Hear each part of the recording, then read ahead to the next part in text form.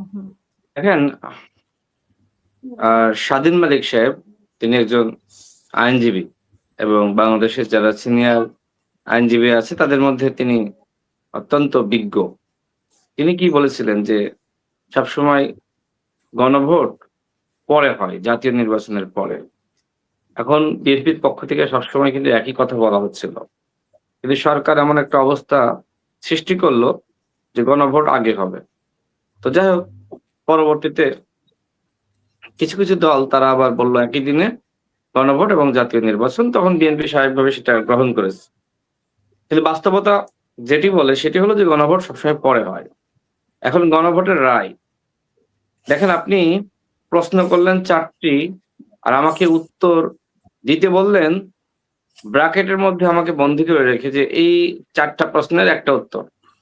এখন মানুষ তো আসলে দ্বিধান্বিত। সেখানে ৪ নম্বর প্রশ্নে আবার বলা হচ্ছে যে রাজনৈতিক দলগুলো জনগণের কাছে যে প্রতিশ্রুতি রেখেছে সেই প্রতিশ্রুতি অনুযায়ী তারা সংস্কার করতে পারবে।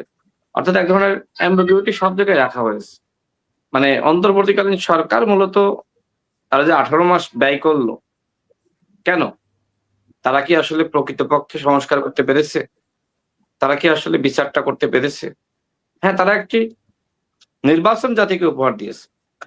এবং ইতিহাসের অন্যান্য নির্বাচনের তুলনায় এই নির্বাচন গ্রহণযোগ্য।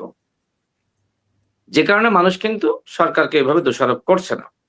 কিন্তু প্রকৃতপক্ষে মানুষের মনের মধ্যে প্রশ্ন আছে, রাজনীতিবিদদের মনের মধ্যে প্রশ্ন আছে, সরকার কেন ১৮ মাস ক্ষমতায় থাকলো? যে পরিবর্তনের কথা বলে তারা ক্ষমতায় থাকলো, সেই পরিবর্তন কি আদৌ সম্ভবপর হয়েছে? সম্ভবপর হয়নি। তো যাই হোক, এখানে আমাদের বিজ্ঞ আলোচকরা তারা যথার্থই বলেছেন, দেখেন আমাদের এই দেশটাকে তো অবশ্যই সামনের দিকে আমাদের এগিয়ে নিয়ে যেতে হবে। এই দেশটাকে যদি আমরা এগিয়ে না নিতে পারি এই ২৪ এর পরে, তাহলে এই দেশের কি কাঙ্ক্ষিত আর কোনো পরিবর্তন হবে? কাঙ্ক্ষিত পরিবর্তন হবে না। এখন আমার কাছে যেটি মনে হয় যে জামাতে ইসলাম স্বাভাবিকভাবে তারা এখন বিরোধী দলের জায়গায় গিয়েছে। যেটা তাদের জন্য সৌভাগ্যের। মানে তারা যদি ক্ষমতায় যেত সেটা হতো বিস্ময়কর। এক ধরনের বিস্ময়কর, মানে যেটা আসলে কেউ কল্পনা করে নাই। এবং তারা যে এখন অপোজিশনে আছে এইটা তাদের জন্য অনেক বড় পাওয়া। ভবিষ্যতে আর কখনো তারা অপোজিশনে আসবে কিনা সেটি নিয়ে সন্দেহ সংশয় আছে। তবে তারা চেষ্টা করবে বিএনপি গভর্নমেন্টকে কিভাবে ব্যর্থ করা যায়। দেশের থেকে তাদের কাছে ক্ষমতা আসলে আমার কাছে মনে হয়েছে বেশি গুরুত্বপূর্ণ। তারা যদি মনে করতো যে না, আমাদেরকে সবার আগে দেশের কথা চিন্তা করতে হবে, তাহলে তারা এটাই বলতো যে এই মুহূর্তে আসলে শতভাগ সংস্কার এটা সম্ভবপর নয়। বরং সমঝোতার ভিত্তিতে আমরা যতটুকু রাষ্ট্রের সংস্কার করতে পারি সেটি আমাদের জন্য গুরুত্বপূর্ণ। সেক্ষেত্রে বিএনপি, জামাত, অন্যান্য দল তাদের ভিতরে অবশ্যই আলোচনা হতে পারত। আলোচনা করার জায়গাটা ছিল। কিন্তু সেই ঐক্যমত্য কমিশনের বৈঠক থেকে আমি দেখে আসছি, সেই বৈঠকে তো আমিও ছিলাম। ঐক্যমত্য কমিশনের মিটিং এ তো আমিও গিয়েছি। আমি দেখে আসছি জামাত ইসলাম মানে বলা যায় যে হুদাই বিভিন্ন ইস্যুতে নিজেদের মতন করে বয়ান সৃষ্টি করে। আপনি দেখেন যে বিশেষ সাংবিধানিক আদেশ, এটা কি আপনার আইনসম্মত? আপনি বলেন। আমাদের বিশেষজ্ঞ আইনজীবীরা যেটি বলছে যে এইটা আসলে সংবিধান থাকা অবস্থায় এটা দেওয়া যায় না। আপনি একদিকে সংবিধান বহাল রাখছেন, আবার আপনি ওনাদের এই ধরনের ব্যারিস্টার আদেশ আপনি দেওয়াচ্ছেন। জি? ওনাদের ব্যারিস্টার শাহরিয়ারও তো ওনাদের যুক্তি দেখাচ্ছে, এবং ওনাদের যারা ব্যারিস্টার আছে না, তারাও তো। আমাদের একজন শাহরিয়ার কবির তো জেলে আছে, আরেকজন শাহরিয়ার কবিরকে আমি পেয়েছি। তার সাথে আমার ব্যক্তিগত যোগাযোগ আছে এবং শুরুতে আমি জানতাম না তিনি আসলে জামাতের মানে নেতা। তিনি আমাকে একদিন একটা প্রোগ্রামে দাওয়াত দিয়েছিলেন একজন সাধারণ আইনজীবী হিসেবে নিরপেক্ষতার জায়গা থেকে।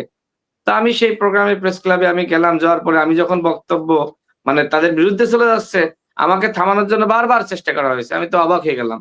তো পরবর্তীতে দেখলাম আমাদের শাহরিয়ার ভাই তিনি তার মুখোশটা জাতির সামনে উন্মোচন করেছেন। শুরুতে তিনি চেষ্টা করেছিলেন কিছুটা আসলে বলা যায় যে মানে সুশীল বা সাধারণ আইনজীবী হিসেবে নিজেকে আবিষ্কার করার।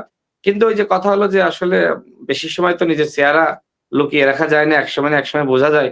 বোরকা পড়লেই বোঝা যায়। চোখ দেখলে অনেক সময় বোঝা যায় যে না, বোরকা পরে কে আছে এ তো অমুক। তো শাহরিয়ার ভাইয়ের অবস্থা আসলে সেরকম হয়েছে। তিনি এতদিন বোরকা পরেছিলেন, এখন তার মানে খোলসটা উন্মোচন হয়ে গেছে। আমি নিজেই তো সাক্ষী। আমি নিজেই আসলে সাক্ষী। তো শাহরিয়ার ভাই যে কথাগুলো বলেন, তিনি আইনজীবী হিসেবে ব্যারিস্টার হিসেবে বলেন, সেগুলো তো আসলে মানে বলা যায় যে আইনের সাথে যায় না। তিনি নিজের মতন করে যুক্তি দাঁড় করান। তো আমাদের দেশের যারা আপনার এখানে তো আমাদের আক্তার ভাই আছে, তিনিও বলতে পারবেন যে সংবিধান বহাল থাকা অবস্থায় কোনোভাবেই বিশেষ সাংবিধানিক আদেশ দেওয়া যায় না। তবে এটা বিএনপি বা অন্যান্য দল মেনে নিয়েছে। কারণটা কি?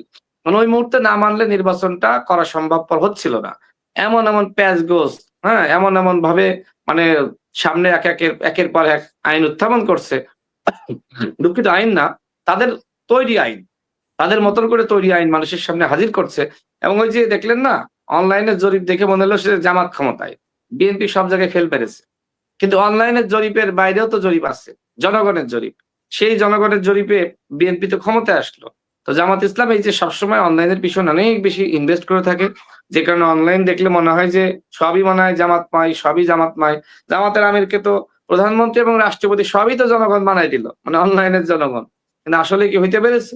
তার আসলে নির্বাচন নিয়ে যথেষ্ট বিতর্ক আছে।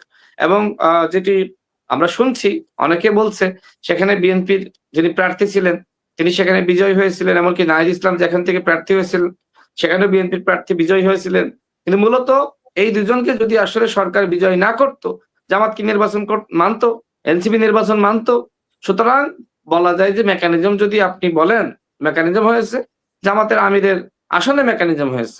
সরকার সে মেকানিজম করেছে এবং নাহিদ ইসলামের আসনে সে মেকানিজম হয়েছে। সরকার সে মেকানিজম করেছে।